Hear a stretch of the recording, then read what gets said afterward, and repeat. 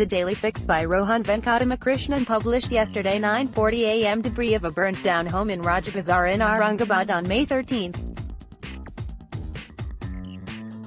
HT photo Rohan Venkatamakrishnan share tweet email Reddit print share tweet email Reddit print weekend reads. Arya Thakur in the caravan takes a close look at the larger ecosystem of people working on Aadhaar, and how they blur the lines between public and private. WhatsApp is one of the biggest law and order challenges before Indian police and administrative officers today, writes Singh Dipuna Min Granta.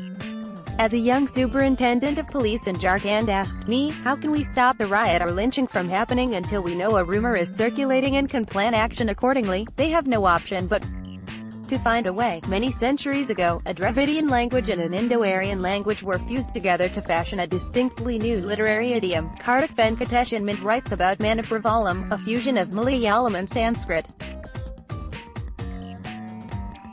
Suvojit Bagchi, in The Hindu, writes about Yaba, a pleasure drug that flows freely to the northeast across the Myanmar, Thailand, Bangladesh tri-junction. Kai Schultz in The New York Times documents the stories of Indians fighting to bring down the law that criminalizes gay sex and end the discrimination that comes with it. Ravish Kumar, anchor of NDTV's primetime show, is pioneering a new form of public journalism, writes Amrit Dhillon in The Guardian.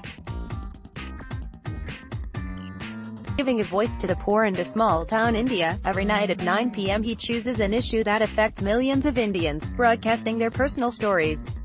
In the final analysis, it would seem that Modi is not a reformer by instinct, conviction or persuasion, writes Pooja Mehra in The Hindu.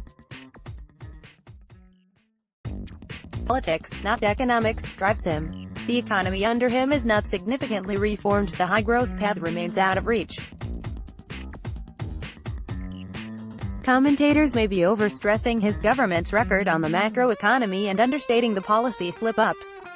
Anna Delvey tried to pull the Nigerian prince scam, and because she did it to high society in New York, it worked, writes Jessica Pressler in The Cut. The unsettling thing about spending 2 days at a convention of people who believe that Earth is flat isn't the possibility that you, too, might come to accept their worldview, although I did worry a little about that, writes Alan Burdick in The New Yorker.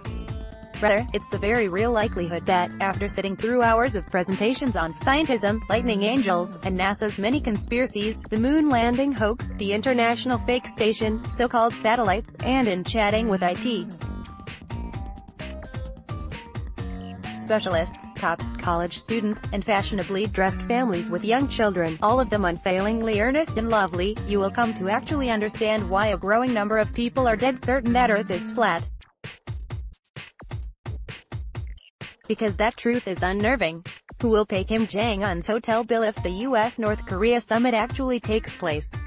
John Hudson in The Washington Post looks at some of the thorny details that still have to be hammered out. Support our journalism by subscribing to Scroll Here. We welcome your comments at letters@scroll.in. The Daily Fix, the Weekend Fix.